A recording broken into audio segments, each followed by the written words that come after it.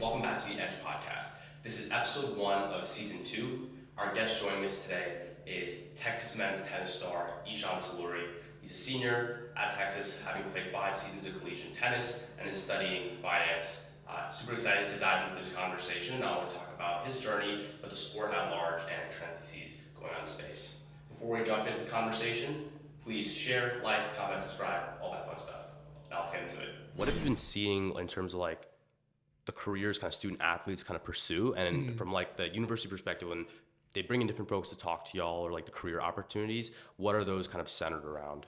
Yeah, it's a good question. I mean, Yeah. I can kind of answer it maybe two ways, like my experience and then what I've seen from others. So Mhm. like starting more like what I've seen with others is people kind of come, at least for the tennis team, they come really focused on education Yeah. or maybe a little less focused on that and more focused on athletics. Got it. So they have this program actually called Forever Texas, which is super dope, where they've been like having a lot of people come in, whether it's different people in different industries or just sports professionals that are like, hey, I was so focused on my sport, I didn't really think about after, and then now here's what I'm doing. Yeah. So for me personally, like when I came in, growing up, my parents were always like education first. I was Yeah. so which was cool, but I knew I was gonna take like the finance route and take it pretty seriously. So I kind of knew where I was going with that in that sense, and then naturally fell into whether it's like more corporate finance or FP&A or like now investment banking. So that's Yeah, kind yeah. of like how I got there. Gotcha. But for a lot of my teammates, like I would say over half of my team's going professional. So they've done different majors like Yeah. sports management, communications, even like doing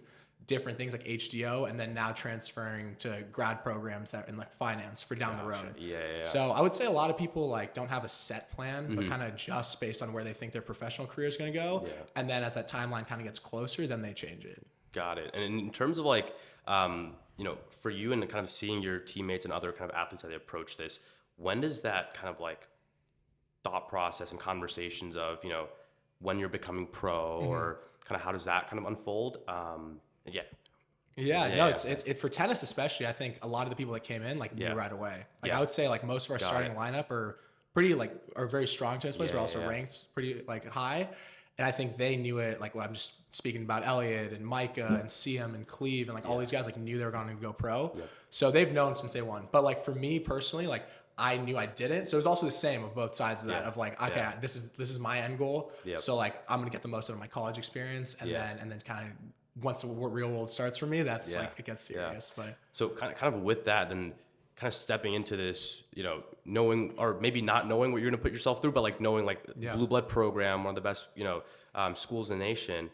How do you like keep yourself motivated through that? Coming in as a freshman, what are you still like? You're not going to go pro, right. but it's still like, I'm here to compete. You're still a competitor. You're here to win. Yeah. How do you motivate yourself through all Yeah, that? that one's been tough, like all throughout, because Yeah. when you come in, like at least when I came in, I was ranked a little lower, so I knew I had to work if I wanted to play and do all of that. Yeah. But that whole process has been like crazy. Like my freshman and sophomore year, I was used to always playing, used to always like being one of the strongest players on my team or individually, and then you come in and you don't play, and you're like, wait, what am I doing now? Yeah.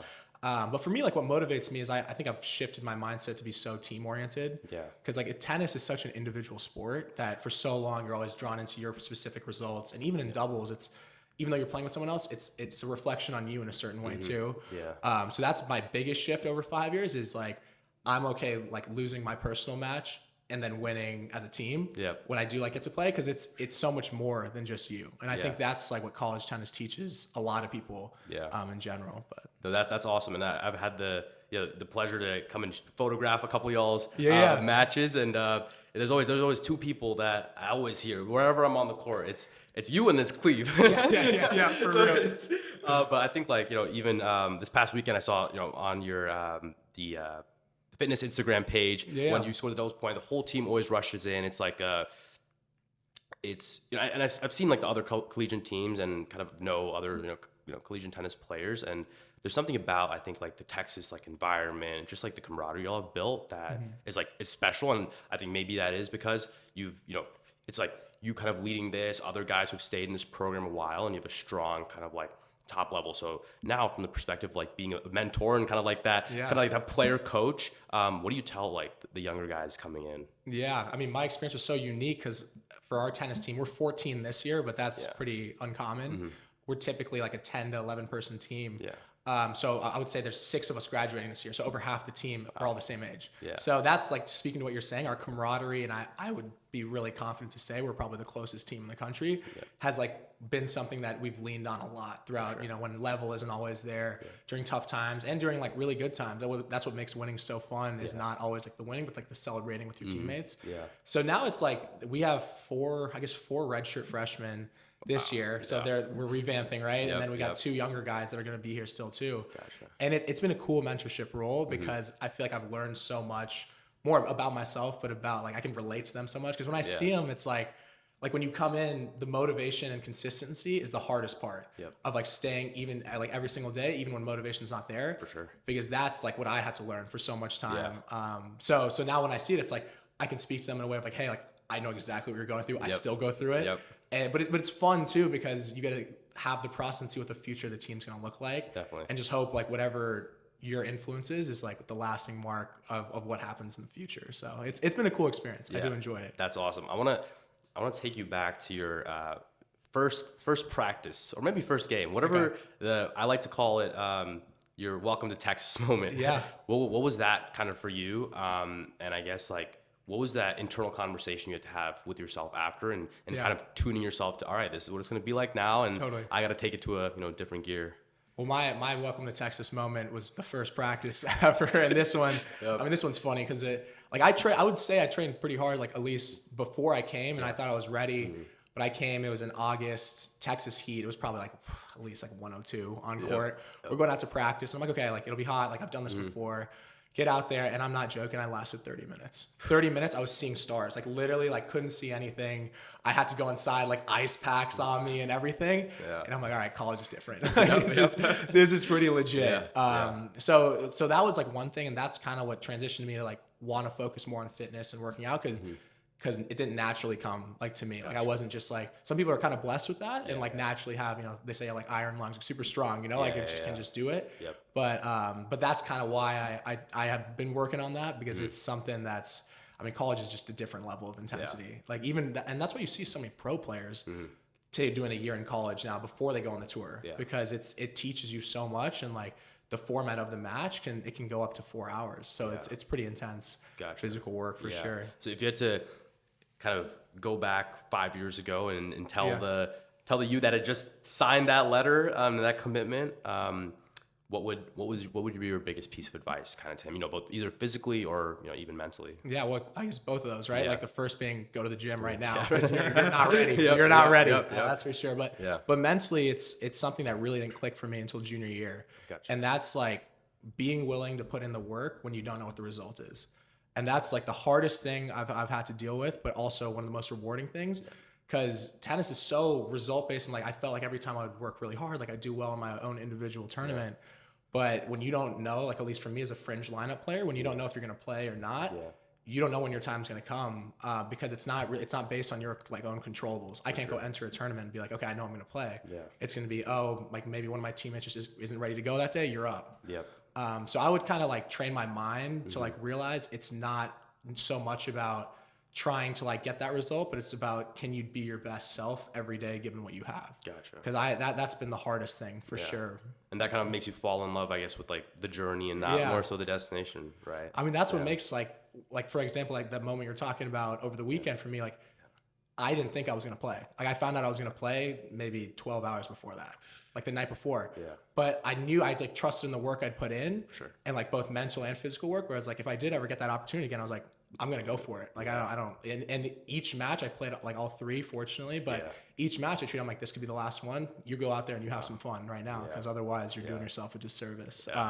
So yeah. That's awesome. And kind of obviously micro level compared to you, but last time I played competitive sports was senior basketball. I played basketball throughout high school, throughout my life. So the nickname AK was. I was going to ask you where that came from. So I full name is Akilash. We're introduced to the Indian people. We gotta do it right. Never met one Indian dude named AK, bro. Come on. I get it every time. But I actually got it from my high school JV coach.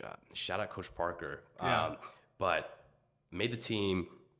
He He said, "What's your name?" So Kilosh. He was like, "I don't know if I can pronounce that one on the court. I don't know if that's what this sound right." I was like, "All right." He's like, "What do we call you?" He's like, "I was like, let's go with AK because like during tryouts whatnot, Yeah. I could shoot like and it just Okay, so so fits. shooter. And Yeah, so, yeah. Okay. yeah. So senior year, right before the season starts, both the coaches sit me down, and it's the first time in kind of like 6 years where we've been like going to make a run, right? Yeah.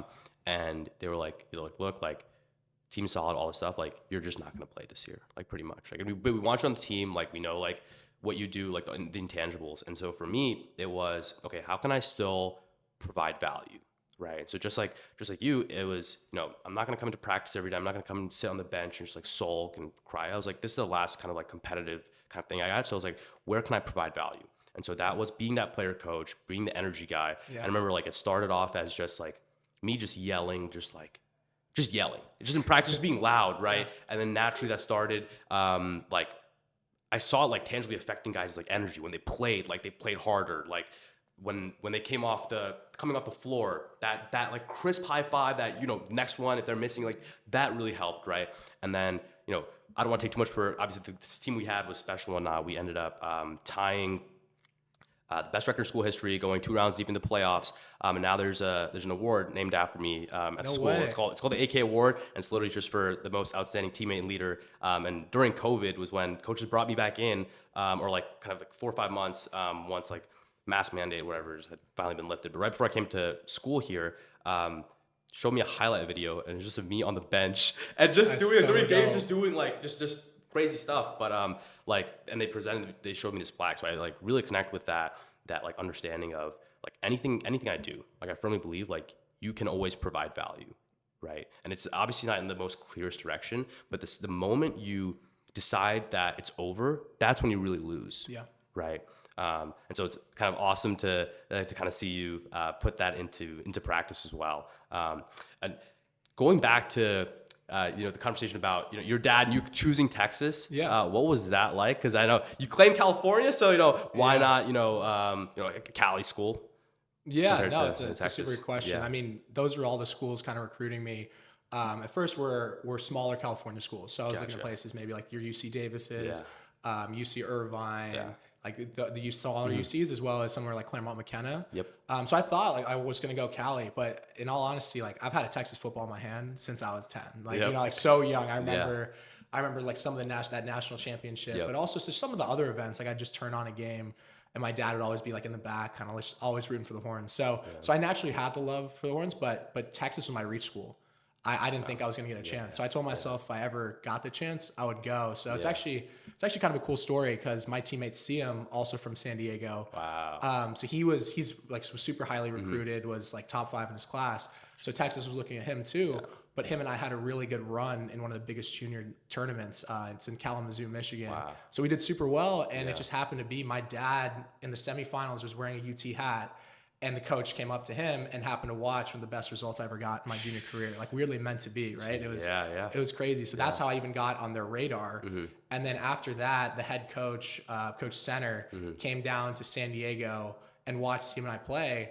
And this one's crazy to me because I had been just not having a great summer. I had been playing super well and was struggling with some confidence issues naturally just through my sport. Yeah. And had one of the best practices like I'd ever had when he was there. Yeah. And I was like, what the heck? Like he literally, and as I walked off the court in that practice time, he's like, why couldn't you come to Texas? Like, I want you to come type of deal. Yeah. And I was like, I was shook because I was like, there's no way. Like, you know what I mean? How did that happen? And then a few weeks later, he ended up calling me and offering me a spot. And I mean, I knew it. I was like, this is meant to be. I got to do it. So that's kind of why I chose it. So naturally, I always had a love for him. But once the opportunity presented itself, I knew I had to go. And it's been the best decision I've made for sure. That's amazing. And I think an interesting kind of trend / like portion I've been kind of noticing in like a bunch of different sports, right? You see it mainly like MLS and whatnot having the European kind of like those like training platforms, right? From a young age, you get into a specific team and they train you up and then you naturally go into it. And so from the tennis kind of perspective, I know that's relatively popular. You kind of mentioned how now more kind of professional athletes are taking that step and coming into college first. So ultimately, what do you think like the value add of coming and playing at a collegiate program is versus just kind of skipping that and going directly to pro? It's a good one, I think. I mean, it's dependent. So like there's guys that are like young. I mean, a guy 17-year-old, literally, he's committed to college right now, but he just had an amazing result. The ATP 500 Fonseca just crushed it, right? Wow. So that's a guy where like, if you look at his pathway, he may not end up going to college. So if you just like tear it up on the scene and you get the opportunity, you got to do it. But I think for most players, they're not mentally ready when you're young. I mean, that's the biggest thing I've seen. It's not that the talent isn't there, but coming to college gives you a structure, and then you play so many people throughout college that are such good competitors. Where on paper, like you should be killing them, right? It's like level wise, you should probably be like killing them or winning consistently. But a lot of the guys you see that come in that are huge recruits don't win a ton right away. And it's because these guys are like, winning in college tennis is all about how good of a competitor you are at a certain level.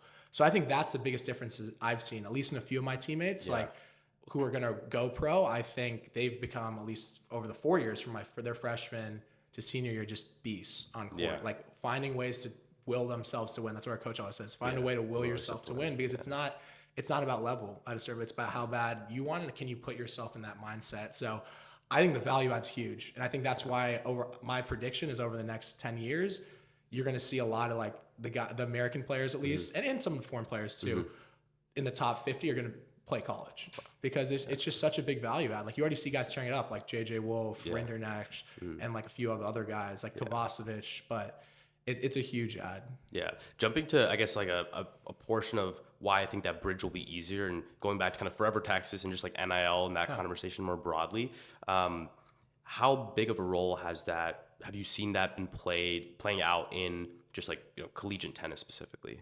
Collegiate tennis, I mean, NIL, it's been interesting because for tennis players, I guess when you look at a revenue perspective, it's always like the football, basketball, and baseball are what make you money, right? It's like tennis programs, they don't make profit. So it's kind of a bit of a sink in funds. But so I think that's why the NIL maybe hasn't trickled down as much as it can yet. But I think over these next few years, it will improve, because it's taken us, like when NIL first happened, I was like, oh my gosh, it's amazing.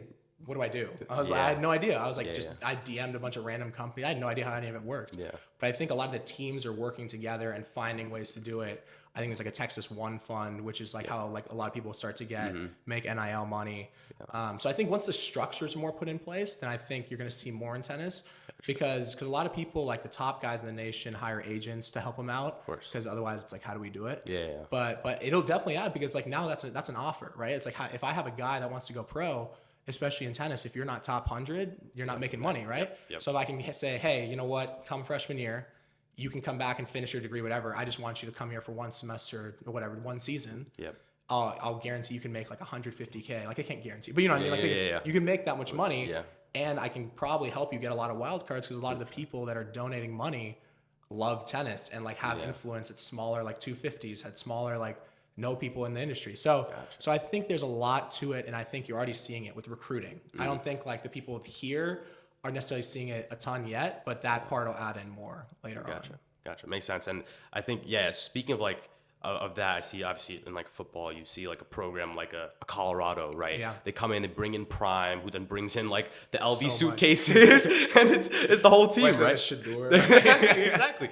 And so from a collegiate perspective now, is I guess like the Texas pitch, and the coaches, when they pitching, it's like, you come here and you're gonna get an unrivaled kind of like experience, and we're gonna position you best. Like forget about the NL for a second, forget about all of that. Like the reason number 1 through reason number kind of like 99 is you're gonna leave a better tennis player than you were before. And then that last portion is, yes, you get this value out of the Texas brand and any kind of compensation that comes with it. Yeah, I mean, I agree. That's kind of the pitch I've seen, and that's the recruiting pitch in general for these really good guys. It's not necessarily like, I think the team aspect of like the winning the Big 12s, winning NCAAs, like competing at an NCAA level comes as you spend time with the team. But I don't think as a recruit you can always see the value in that, especially if you're from outside of the US. You're like, what is the Big 12? You know what I mean? All I know is I love to play tennis. I want to be pro. I want to be like the guy I see on TV, Djokovic, right? For sure. So I think a lot of the pitch is, how do we develop you as a player? And how do I make you the best, both ready, but how do I make you the best pro tennis player you can be? Gotcha. So I do think that's a lot of the pitch and what brings people to college tennis. And then you see more of the added aspects after that. Got it. And speaking of Joker, kind of wanted to get your perspective on kind of the big three era, Oh, and I that love kind of this, like yeah. tapering to sadly tapering to an end. And obviously, like I'm a huge basketball fan, so I'm already kind of gearing up to when LeBron finally puts it down, you. when Steph finally Feel puts you. it down. So like from your perspective, from a player, from a fan's perspective of watching these guys since I guess your whole life, right? Pretty Seriously, much. yeah. And what's that kind of been like? And now, do you feel like the game is in kind of better hands, or do you think there's a trickling down in terms of it's a different shift of like there's three guys who are winning for the last 20 years, Yeah. but now like at the top it's gonna be so much more like competitive. There's gonna be just I guess more fandom and viewership kind of like started there. Yeah, I mean, Yeah. I like you're saying, I grew up like watching. I remember, what was it? I think it's the '09 Australian Open final when he cried. I was crying at the same time. Wow. I was Yeah. like, you know what I mean? And it's not even so much like I always liked Fed, but I'm a Djokovic fan personally. Yeah. But I love watching all those guys, and we were just so spoiled to like see that. I don't think like I was looking back at the stats. And they're ridiculous. Yeah. Like how many times Nadal can win the French Open? Fed had a run where he was making the semis of every single Grand Slam for like 6 years. Yeah. I mean, it's like, how's that even possible? Yeah. I mean, same with Novak too, with like him in Australia and the winning streak. So I do think the game will transition, and I like a lot of the young guys, especially like now you're seeing the next gen tour and like all of that, and then I mean the young guys like Alcaraz, Sinner, Tsitsipas, Zverev. I guess they're a little older, but I think it'll be good. But I definitely think you won't see that dominant run. I mean, like the dominance you saw was like unprecedented, because even before that, when you had Sampras, Agassi, all like it wasn't like they were winning. Can they do the like Golden Slam, like win all 4 Grand Slams in the Olympics? Like, you're like, what are you talking about? Like you win 2 slams in a year. That's an amazing year. Yeah. So I think that part will be fun to see like the more competitive aspect. Gotcha. And I'm already gonna be an Alcaraz fan. Like Yeah, Sinner, I already like Sinner too, but Yeah. they're so easy to root for. Yeah. But I think it'll turn a little bit more like the women's tour a little bit, where there's some dominance, like with like Swiatek will dominate it for a little bit, but it's shifts so much. Gotcha. And I saw an article recently where Alcaraz was saying, Sinner is a better tennis player than him in this moment. And so from your kind of perspective, what separates like a good tennis player from like a great tennis player? The mind. That's the 100%. I mean, there's a saying in tennis that tennis is 80% mental, 20% physical.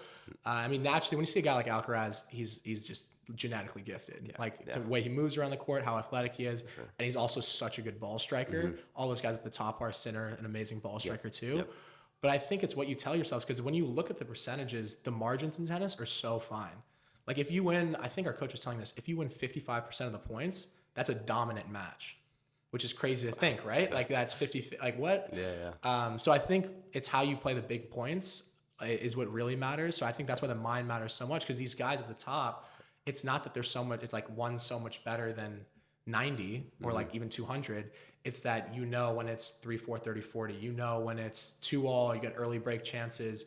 They know how to play their game and also what the smartest decision is in that moment.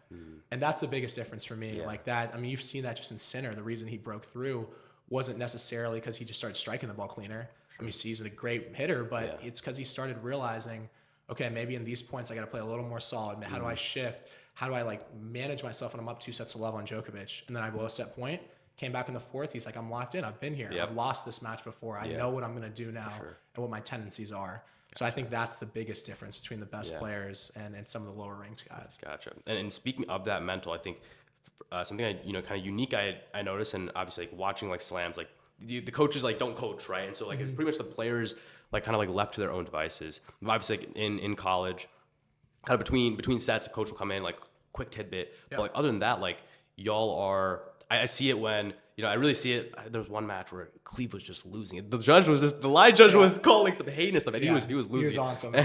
And he would go back, the towel would come out, and I could tell, like, he'd get into a zone. There's something going on there. So I think personally for you, is that like positive self-talk? Is that negative self-talk? Is that like visualization? Like, what are you kind of like in that moment, kind of gearing yourself back into to try to like, perform and win? Yeah, I've tried a lot of that stuff. I feel like I've tried a little of everything, because sometimes certain stuff will work with me and sometimes it doesn't.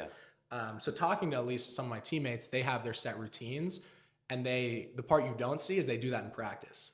Like when Cleve's playing a practice set and it's not going as well as it like would have liked, he's able to regulate himself and go to his routines For sure. and find that level. So for me personally, I like speaking it into existence. Like that's my thing, is I do a lot of like mental work to like believe and motivate and visualize. But when I'm out there, like I like talking to myself a little bit, but like maybe like quietly at times.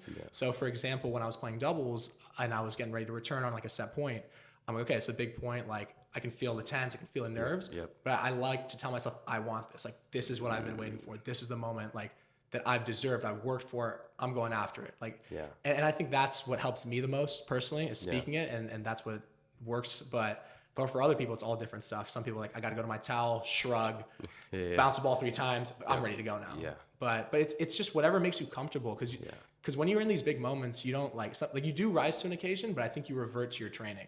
And the guys that prepare the best for that are able to do that. Gotcha. And I think like when I'm thinking from like a basketball perspective, you know, you kind of get into that flow state, right? I get to where like I basically become Steph, and it feels like anything is going up, it feels green, right?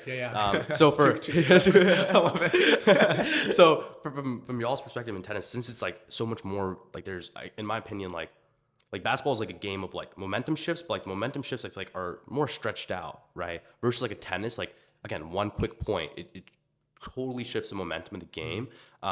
So how do you kind of, personally for you, get into that flow state, and how do you remain in that flow state? That's a tough question because I think in college tennis it's a little different than maybe in individual matches. And we talk about this as a team. It's like at a certain point, like you're saying, it's not always at the beginning. It's sometimes maybe a set in. When it's a really close match, you can feel momentum shifts throughout the match. Like I look down on court 4, I look down on court 2, I look on 1. Break points here, we're up a break here. This is like, can we get this rolling? And I think that's like a moment you feel and can sense, because you don't always want to scoreboard watch necessarily, but I think there's an added aspect to it. And speaking of Cleve, he's so good at recognizing that, and that's when he gets his loudest. Because he's like, he'll fire himself up, but he's firing 6 courts down. Like I see Jonah down at the end, I'm firing him up because he has a break point, and that could shift both of this. So I think that's one sense. And then the flow state, I mean, that's like, it's tough because that's something I think we always work on. Like in doubles, it's 1 set, no ad. So the goal is if you can come out in that flow state, be aggressive and do it. But that's the hard part. I think for me, it's tough. Like at least 1 to 2 games, it takes me to really be that. And it's when my brain turns off and I just go and I'm flying. I'm like, I'm just gonna start flying around, doing my thing and not think. But for everyone, it's different. Like some people just don't really feel the nerves as much, and they're just so loose naturally that they're able to do it. But for me, it's always a few games into doubles and then maybe a little more into singles. Gotcha. On kind of more now the physical side, what are kind of like muscles or other like things, like when you were in high school, like you were just dominating, like you were just strong hitter, all the whatnot, but like coming to college now and like playing these more extended matches versus, you know, obviously equally physically gifted opponents. What is your training routine kind of shifted to, and are there any kind of like unique exercises that you do that, you know, you 5 years ago probably should have started doing? Yeah, no, I mean, it's a good question. I think core is like the base of everything, especially in tennis, because it's so much rotating on a plane. That's all the top guys you see are doing core workouts. I mean, that's a key to it. But for me personally, I mean, mine's kind of dumb because I work out for aesthetics too. Like it's not always like I'm a little bit narcissistic at times with the bodybuilding stuff. We got spring break coming up, you know? I mean, for real, you never know. But I think a lot of like ISO work is what helps. Is the imbalances you see on a tennis court is, especially if say you're like, I'm a more forehand dominant person, you'll see I'm so much better at loading on my right leg than I am on my left leg. But when you watch a guy like Sinner, even though he's like not huge, he's a very skinny guy, he's so balanced, and that's like how he's able to rotate and generate so much of the power from the core and being able to fire from his hips. So I think like exercise wise, that's been the biggest transition. Like when we do stuff, it's not like high rep stuff. It's not like huge weight, but a lot of it's like I'm doing single leg RDLs. Like I've got to get my hamstring stronger on each leg, and I see where those imbalances are. As well as when I'm doing squats, it's not like, hey, I'm throwing plates on the barbell back squat and going crazy. Now it's like I'm doing single leg type of maybe safety bar squats and trying to be explosive with it. So I guess that training like an athlete's like more explosive work than it necessarily is strength stuff. Gotcha. And in terms of recovery, always really curious now with all the different innovations coming out, you know, everyone's, you know, cold plunge, sauna, you know, massages have been out for a minute, but like what like special recovery techniques, you know, both I guess like on the actual like machinery side, but also in terms of, refueling your body, that you have found to be like really helpful? Well, one's the Normatec. I had no idea what that was until I came to college, and still didn't like even use it that much, to be honest. Yeah, I was yeah. like, what is this? Like, I don't get it. But that's like a lifesaver, especially when you're at tournaments playing multiple days in a row. Yeah. That one's huge. I mean, that's helped a lot. And then the cold plunge, I also never really did that. I took like 2 ice baths when I was in high school, kind of for the clout, because I was just like, every athlete does this. Take the video, take the video. I was like, get me in here. Like, Yeah. but that's helpful to certain extents. I mean, people have mixed opinions on it. Yeah. I like to do it more on my recovery days than I do personally, like after playing a long match. It can help though. I don't know all the science behind it. Yeah. So that one's good. And then honestly, it's like mobility lifts have been something that I never really quite understood the value of. Is because when I would think day off, I would think, okay, like I'll go stretch for like 20 minutes and lay on the couch. Like, you know what I mean? Like I'm gonna relax. Yeah. But it's actually like I go there, do 20 minutes of cardio, and I'm doing some type of lift, like really lightweight, but getting my body like to work a little bit. And that's actually helped me recover and stay mostly injury free. So that would be the biggest type of thing I would recommend, I guess, out of all the recovery stuff. So would love to kind of jump into where things are kind of headed for you. Obviously, where you're. I guess we're both doing kind of investment banking, and it's entered the corporate world, which is it's gonna be fun. All the mental toughness you've built, we're gonna be to see it in practice, right? Kind of here. So I know we kind of talked kind of off camera about your interest in kind of just like technology more broadly.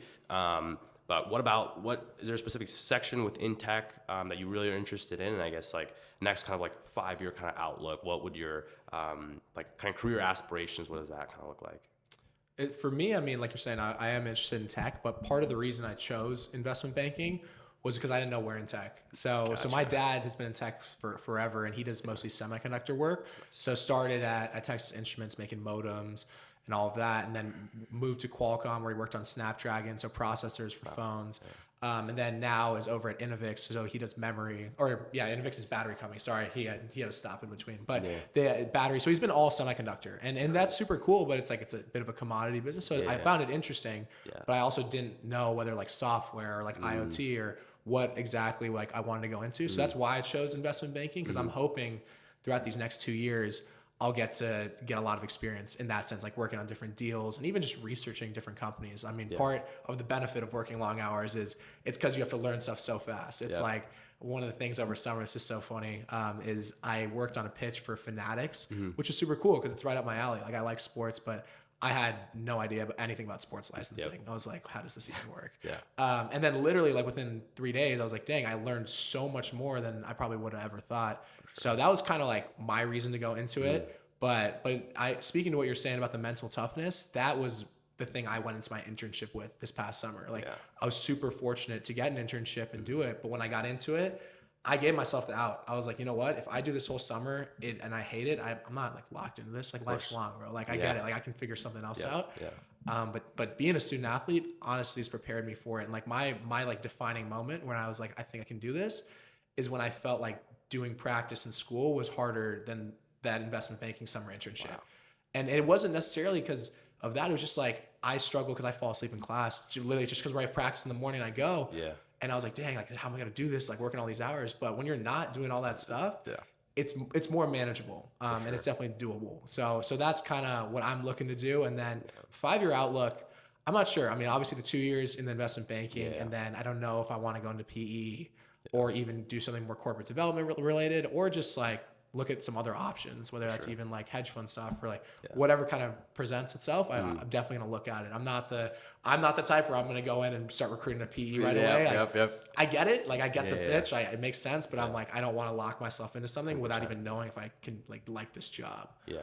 So that's kind of like my aspect on it. So, and then as far as like past 5 years, I definitely want to come back to tennis coaching. I mean, I love it too much to not do it. So I always joke is I would love like all our assistant coaches right now. I was like, when you become a head coach somewhere, like save me a spot. I'm gonna come back. I'll be the volunteer. Like hopefully like we'll have enough to be able to sustain myself. And I'm like, I would just love to just coach and then be a part of it. I know y'all do have I forgot the coach's name, but Sairam, no.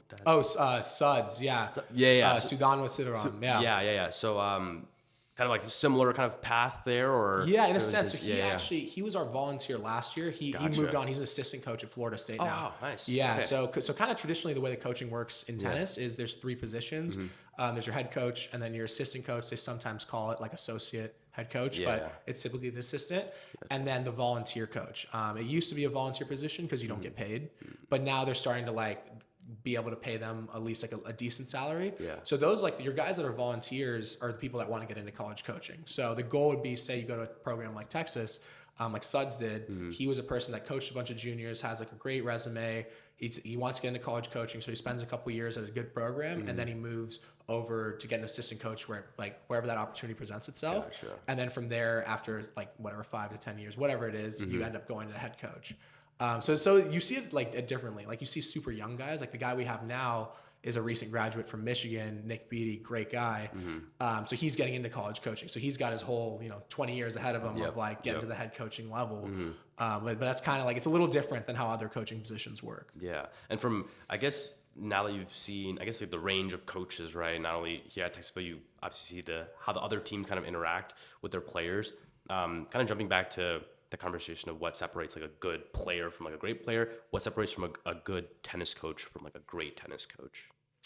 It's dependent on the player. For me, I'd say the connection with the coach is my biggest thing. Yeah. And it's always like a fine line, because it's like you want to be friends or like at least like have a good relationship with your coach, but not comfortable enough where respect is ever like, I guess, questioned would be the best way. Because they have to be able to push you and tell you stuff that you don't want to hear, which is hard because like, I mean, you don't always tell your best friends like, hey, like this is how you can improve as a person. You know what I mean? Like it's a hard role. So for me, it's someone that I can spend time with off court, hang out, like socially, like all of that, but is not willing or is not scared to tell me that, hey, like this isn't it, dude. Like this is where you have to be. Like I'm gonna be hard on you. I'm gonna push you because I respond the best to that, I'd say. Got it. And so eventually we're going to see a Talluri Tennis Academy. Maybe, man. Maybe one day. I don't know. We don't want to deal with all the parents, though. Dude, well, it's crazy you bring that up because, like, tennis academies aren't like what you think they are. Because at a certain point, like, a lot of people get into it because they love tennis and they have so much knowledge they want to give back. But then at a certain point, you realize I got to make, like, a decent amount of money. Yeah. And it's like a fine line of, like, do you sacrifice maybe quality of these practices to fit as many kids you can onto a court and make like money through summer camps, through all that stuff? Gotcha. Or is it like that's why I like college coaching, because if you come in and it's not necessarily about the money, you could be so focused on, hey, I just like seeing good tennis and giving back and working towards a team goal. Yeah. That's what I'm about. Like, let's do it. And mentoring. It's like, that's the biggest thing. Yeah. So maybe one day down the line, but more I'd rather like to come back to UT and be a coach here. That'd be pretty cool for me. That's awesome. Well, Eshan, thank you so much for taking the time today, boss. Excited for you to kind of finish out the season, and then obviously as we're kind of finally on. I stopped my competitive sports, but now we get to do something competitive kind of alongside, and obviously we'll kind of need some mental toughness tips from you probably in these next 2 years.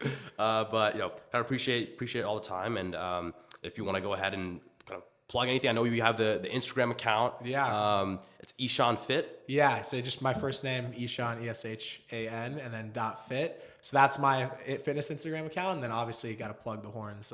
It's my last season and a lot of the guys' last season. So come out to the tennis center if you can. It's gonna be a good year. Awesome. Well, thank you so much again. Yeah, appreciate you. Yep. We'll see you guys on the next episode.